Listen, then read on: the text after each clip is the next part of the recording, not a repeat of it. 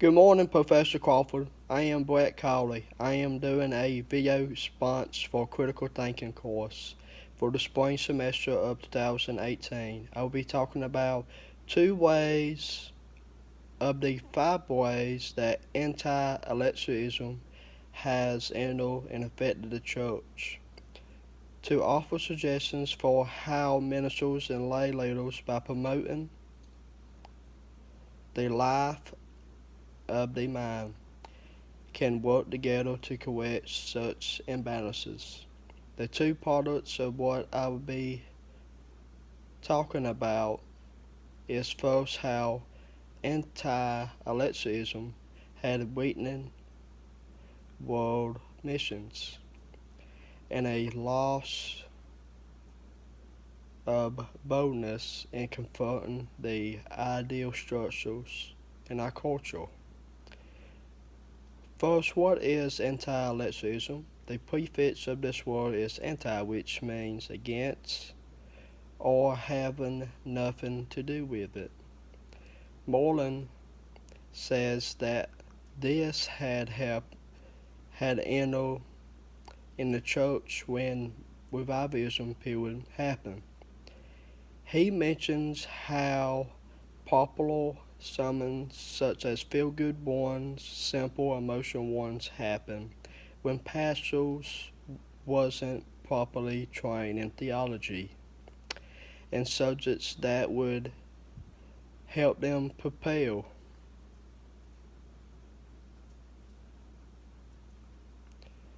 Not to bring anti-Alexism in the church. A historian, George Marsden, was an eyewitness in this happening when he says anti-Alexism was a feature of American revivalism. The Great Awakening was part of this during the 1700s to 1800s by George Whitefield and Charles Finney. Moreland states about how the missionary from Central America who stood up at a meeting for missionaries saying to stop sending these people, these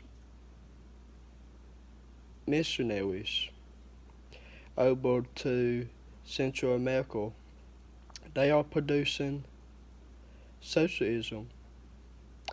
When he said this, no one could speak or think of what has been happening. People who was teaching other people the theology from liberals. He goes on to tell how one man from Fiji was converted by these teachings.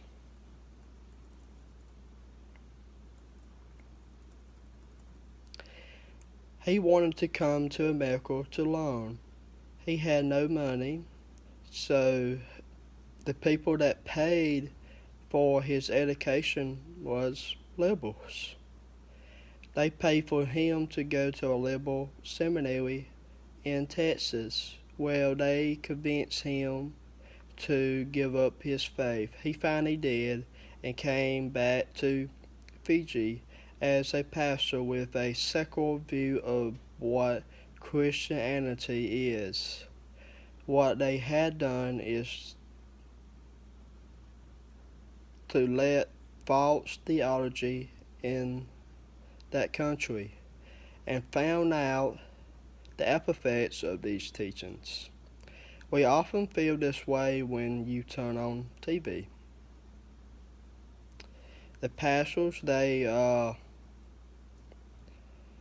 turn the text of scriptures in their favor and out of the not of the meaning of the original meanings.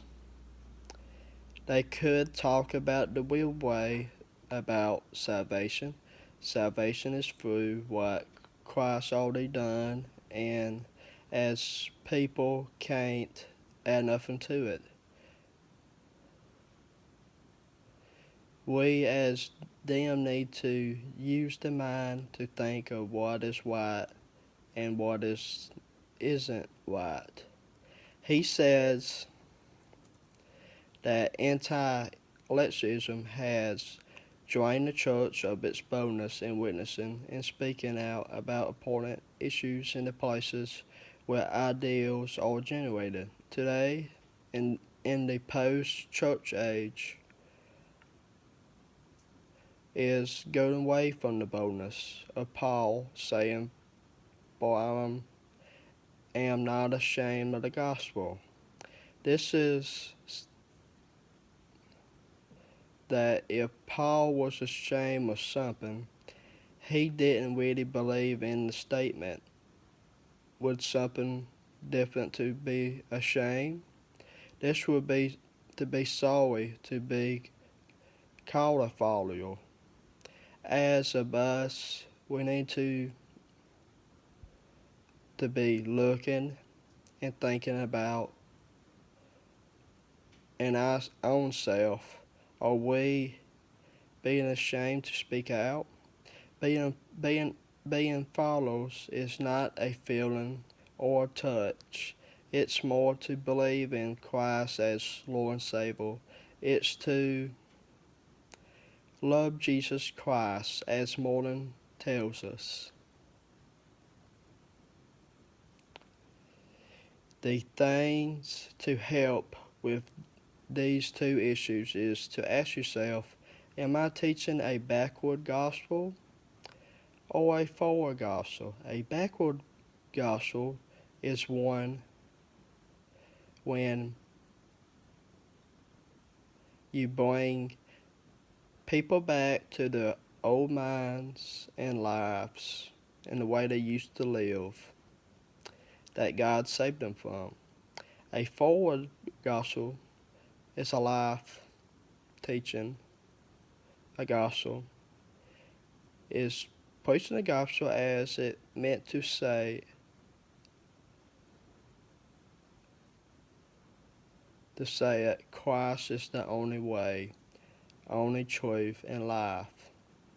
So what I'm saying is,